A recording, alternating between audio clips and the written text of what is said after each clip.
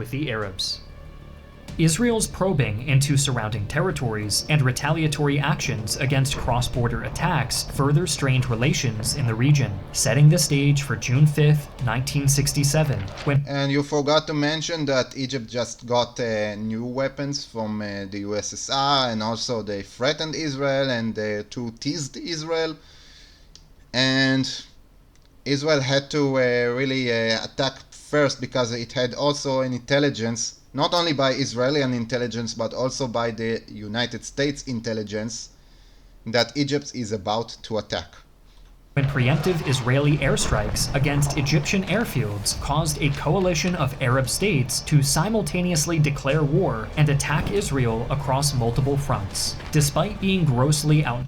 You see here the flag it just made here? This is not the Jordanian flag. Sir, this is the PLO flag. Yes, I know the PLO was already active at the time, and we will get to it, but it's not really true to put it here. It's the Jordanian flag who should be here, because Jordan is the one who controlled the West Bank until 1967, when it decided to enter the war. Numbered, Israel quickly launched an immediate offensive, capturing the Sinai Peninsula, Gaza Strip, West Bank, East Jerusalem, and the Golan Heights at a lightning pace. Yeah, in 6 days and 5 hours. The war concluded on June 10th, marking what we now know as the Six-Day War. These newly acquired territories significantly expanded Israel's borders, with the Green Line being superseded by the ceasefire lines established at the end of the conflict. From 1967 onwards, new Israeli settlements would be established across the occupied territories of Gaza and the West Bank, often encroaching on Palestinian land to do so. The aftermath of the 6 days. If you want to control a territory, you must settle it.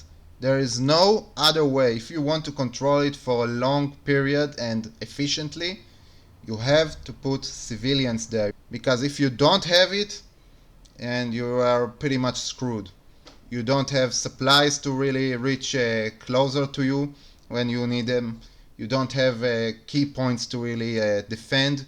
You cannot take from the population some help if you need. And you cannot assign the population for some purposes of observation and guard or patrols or everything else, or police.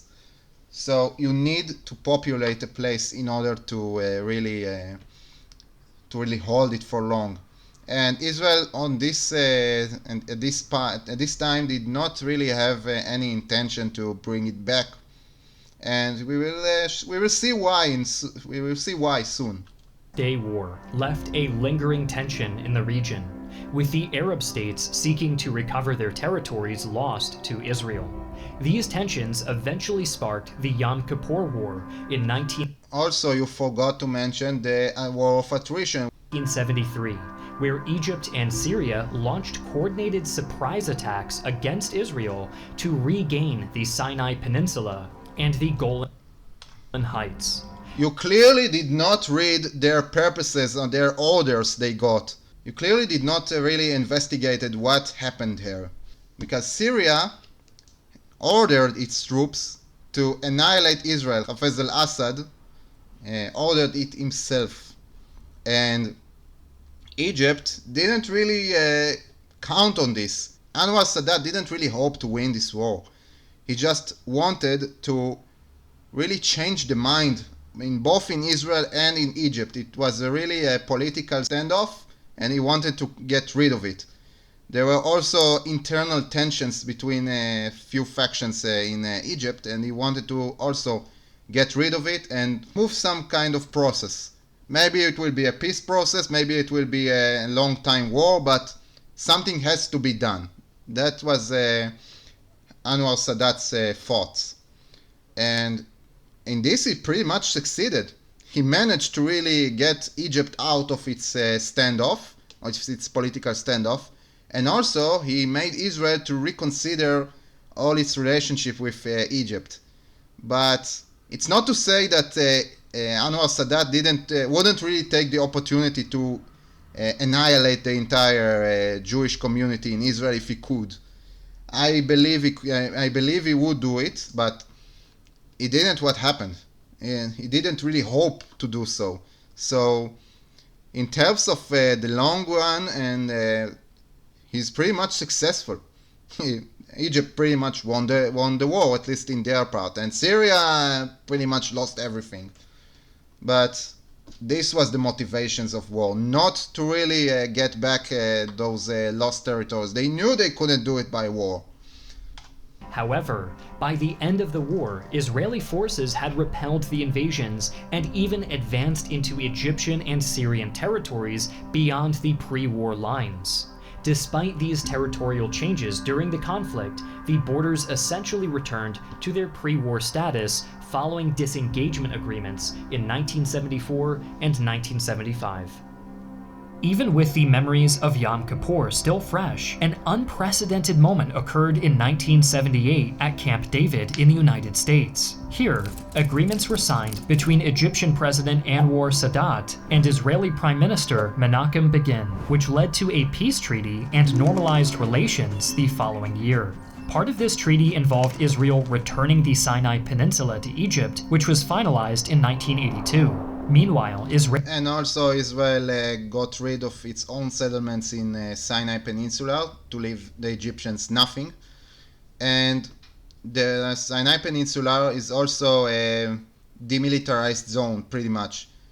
It means that Egypt has limited forces it can enter the Sinai Peninsula without permission from Israel. So it will be a buffer zone. And Egypt could not launch a successful invasion on surprise any longer. However, Gaza Strip was not included in this peace treaty. And Anwar Sadat also offered the Palestinians to join this kind of agreement and to the Camp David Accords.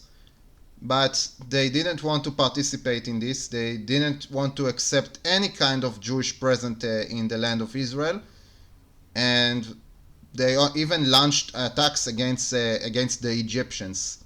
Israeli military rule over the West Bank transitioned to a semi-civil authority under the Israeli Ministry of Defense. Since its establishment in 1964, the Palestine Liberation Organization gained significant influence in the region. Its pursuit Okay, we just skipped the PLO, Palestinian Liberation Organization, from its birth. And I will explain a little bit about this organization because it didn't start its way as a terror organization. The man you see here, right here, is called Yasser Arafat. In 1958, he established an organization called Fatah, which used violence against Israel. However, in 1964, the Egyptians established the PLO to really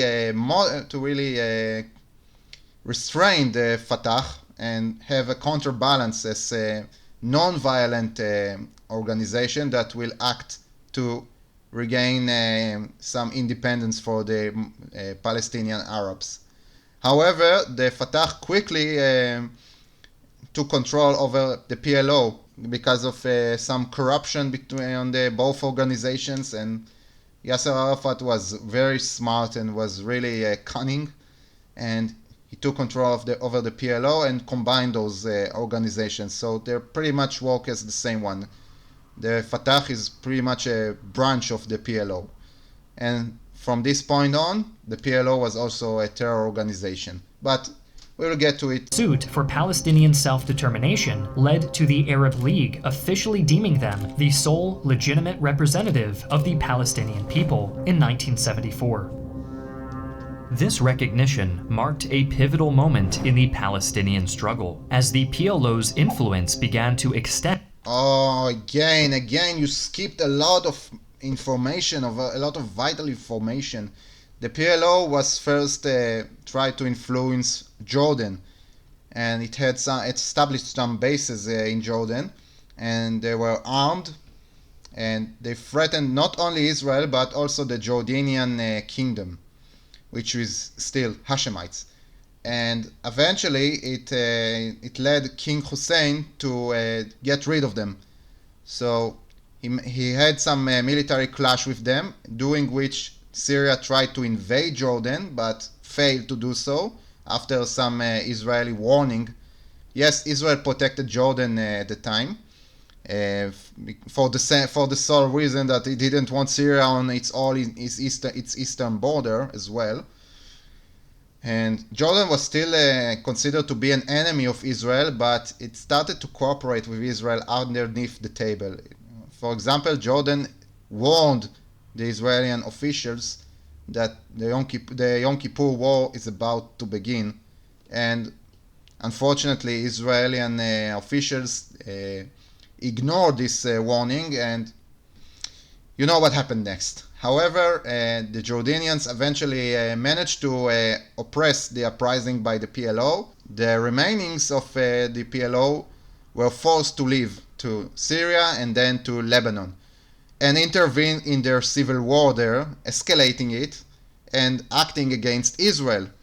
They were established on the southern border of Lebanon, right here, and started to fire rockets and send some terrorists to attack civilians and military alike. Okay, I lived here for a long time, so I know how did it feel. And what really triggered the war between Israel and the PLO after some agreements attempts is that the PLO tried to murder the Israeli ambassador. So let's continue and see what happened next. And into neighboring countries like Lebanon. This expansion contributed to Israel's 1982 Operation Peace for Galilee, initially aimed. There were a few other kind of operations of Israel in Lebanon during the time, but this was the biggest of them all. At expelling PLO forces from Lebanon. Yeah, the IDF reached all the way to Beirut and took it. It was the first time that Israel took an Arab capital.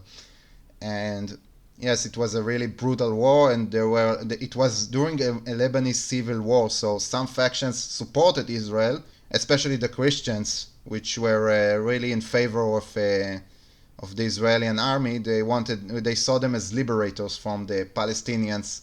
But he also neglected to mention, this historian, that the Syrians were also involved in this civil war, and Syria also invaded Lebanon from the east, and they had some clashes with Israel as well. As the conflict rapidly escalated into an extended occupation of southern Lebanon, No, it's not escalated, it de-escalated, you mean. Because Israel took already Beirut and most of the parts in Lebanon, so Israel, after reaching the goal of driving away the Palestinian Liberation Organization, Israel withdrew to this line, to the Litani River, to have some buffer zone. Israel established a security zone to thwart attacks, leading to intricate conflicts with Lebanese factions and the emergence of Hezbollah as a key political player in the region. This Hezbollah was established in 1982, during the war, by the way, and it was established on the statement that it will banish the Israeli and any other kind of foreign intervention by the West, because Israel was not the only country to send troops into Lebanon. There were also some American and French forces which were butchered by Hezbollah. So Hezbollah also was established by Iran. So it wasn't really only because the Israeli occupation of southern Lebanon that Hezbollah rose to power. It was because of the vacuum in the civil war, which was filled by Iran mainly. This occupation, marked by its flagrant territorial violations, significantly impacted Israeli-Lebanese relations and the broader Middle Eastern geopolitical landscape. The Israeli presence. By the way, Hezbollah didn't really care about the Israeli presence in South Lebanon until some point, but it's not its only motivation, because even after Israel already left Lebanon, Hezbollah never stopped attacking it. And we will get back to it in a moment, but let's see what kind of other things happened. in southern Lebanon continued for nearly 2 decades, marked by persistent military engagements, political backlash, as well as international scrutiny and criticism. The occupation would only end with Israel's unilateral withdrawal in 2000.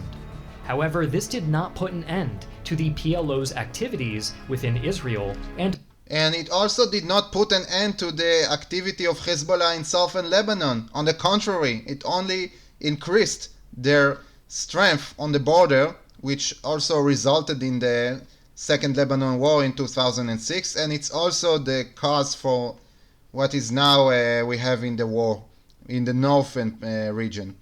So no, it did not help at all. And other parts of the region. The PLO's involvement in hijackings, attacks on civilians, and guerrilla warfare led countries like the United States and Israel to label it a terrorist organization during that period, though their reputation began to change over the late 1980s. The PLO's chairman, Yasser Arafat, alongside other Palestinian parties, became instrumental in setting the stage for the Oslo Accords, which aimed to transition toward... Are you serious now? Before the Oslo Accords, there was an intifada, the first intifada in 1987, and in which Hamas was also formed by Iran, of course, by Iranian influence and help, and also the Islamic Jihad at the same time. And the PLO took advantage of this uprising. This uprising, by the way, didn't start as really a general revolution. It started with strikes and some riots and such, but it became more violent as soon as the PLO got involved and Iran got involved in this. And it started because of an economical crisis mainly, but it soon became a religious one. And at the time, Jordan also decided to release the West Bank from its claims. As for Oslo Accords, it only happened in 1993 by pressure from the United States and with some strategic logics of Yitzhak Rabin and Shimon Peres. They had their reasons to come to this peace treaty. They had their reasons to make this peace treaty, but Yasser Arafat only saw this, and he also acted to prove it. He only saw this as a stage plan. Not a stage plan for a Palestinian country, but a stage plan to destroy the Jews of Israel. To destroy the state of Israel and its Jews. And I know it from first place also, because I know a person who was there at the Oslo celebration. He knows Arabic, and he was sitting with Yasser Arafat. They drank together. And Yasser Arafat told him, you know, you're very nice. When I will throw you all to the sea, I will give you a boat. And also at the same night, Yasser Arafat violated the treaty himself by smuggling 2 terrorists, which were agreed upon that they will stay in one place. He just smuggled them to another place in his car. This is really what happened. Check me if I'm wrong. Yasser Arafat never intended to establish a Palestinian state, and we will see soon how come. Toward more structured Palestinian self-governance and a potential 2-state solution. Signed in 1993, the Oslo Accords established the Palestinian Authority, granting it limited self-rule over parts of the West Bank and the Gaza Strip for a transitional period, with the aim of achieving a final peace settlement within 5 years. The Accords divided the West Bank into 3 areas: Area A under full authority control, Area B under Palestinian civil control and Israeli security control, and Area C under full Israeli control. The Palestinian Authority was given control over most population centers in the West Bank and Gaza, while Israel retained control over Jewish settlements, military areas, and most of the natural resources. But not all of them. Some natural resources are still in Palestinian hands. Besides, also Israel gave them weapons to establish their own police and their own strike forces, their own special forces and such. And some of them also used it eventually against Israel, but we will get to it again later. This arrangement was meant to be a stepping stone toward a two-state solution, although the subsequent Camp David negotiations in 2000 failed to establish a permanent settlement. Why did it fail? You also neglect to mention it.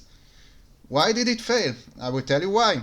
Yasser Arafat was at a meeting with the Israeli Prime Minister of the time, Ehud Barak, the same one who withdrew from Lebanon at the time, at the year of 2000, and he also met there Bill Clinton, which was the President of the United States.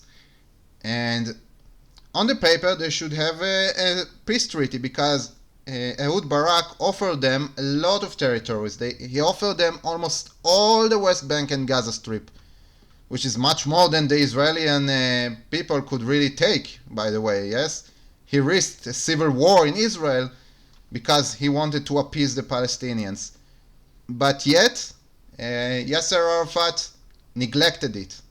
Always he said no, no, no, no, no. Even Bill Clinton, which really isn't much of a pro-Israeli president as much as many others, he really was annoyed by this kind of behavior from Yasser Arafat. But again, I think none of them really understood what Yasser Arafat really wanted.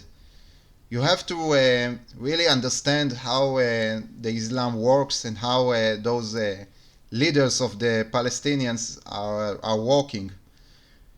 They don't want a Jewish state at all. They want just for it to be gone. They don't really care about a Palestinian state, because if they will recognize a Palestinian state, they will actually recognize the failed dream of drive away all the Jews from the land of Israel. It means peace with Israel is impossible for them.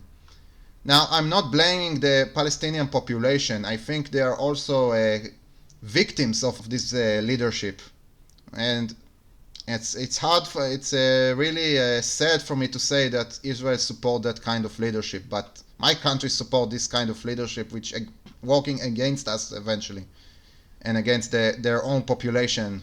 But this is how it works for now. Let's continue.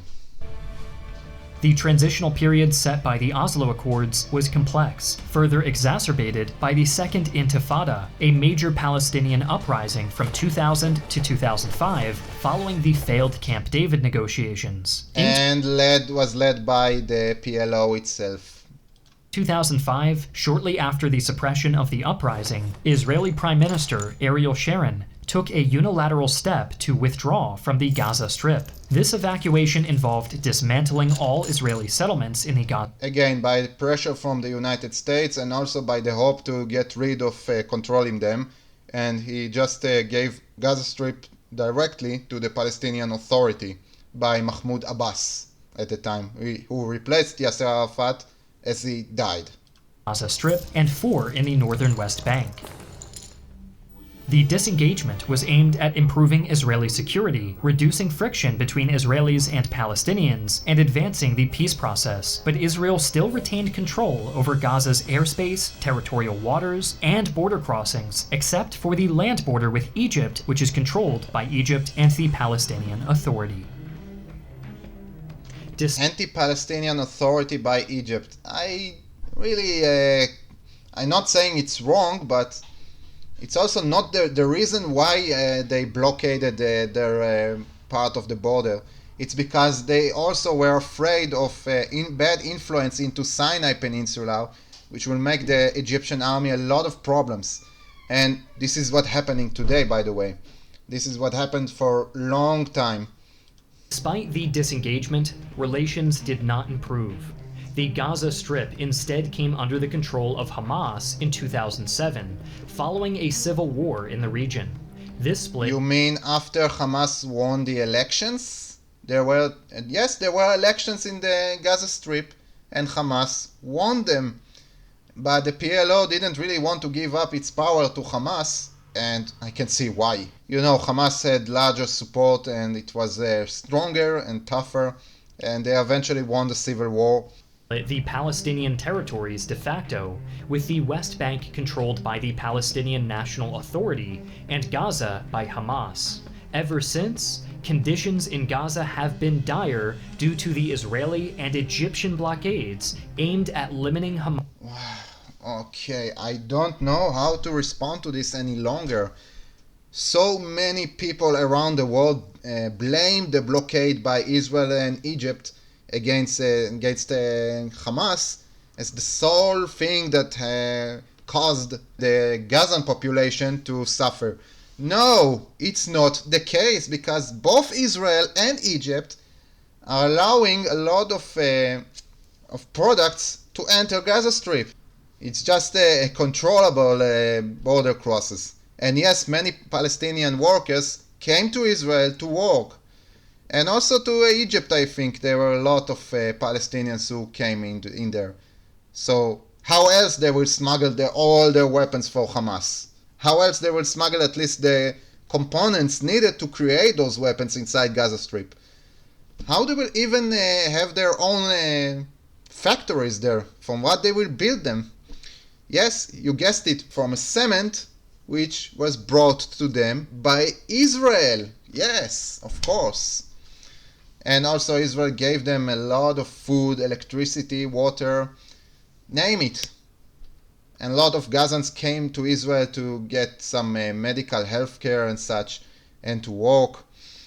So no, this isn't what deteriorated their status. What got the Gazan population to suffer so much is that all those resources that enter the Gaza Strip, all the money coming from Qatar, all those products, all those industrial components, they are all going for Hamas and other terror organizations that use it for military actions against Israel, which in retaliation strike it back, and then of course the Gazan population also gets hurt. Don't blame Israel or Egypt in this situation. Please be fair.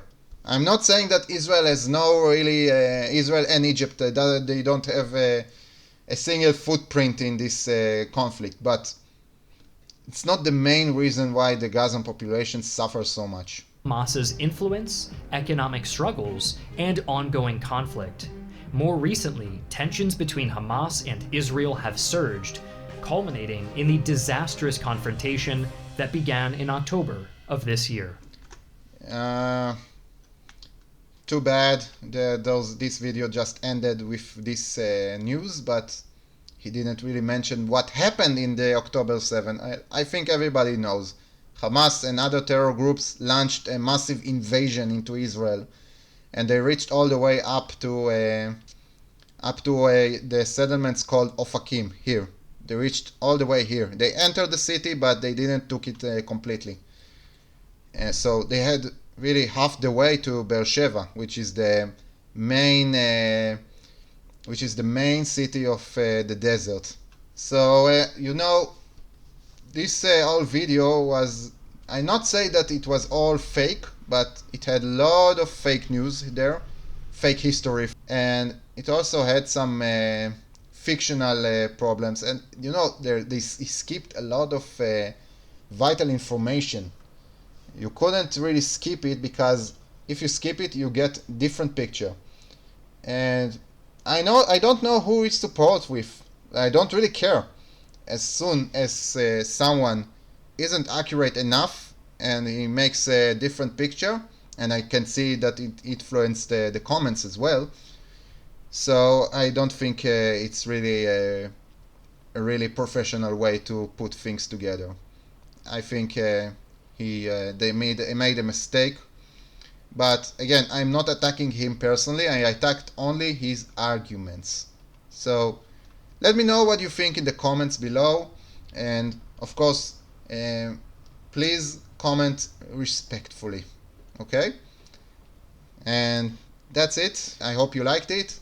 Please share, like, comment, subscribe, and stay tuned for the next video. See you next time.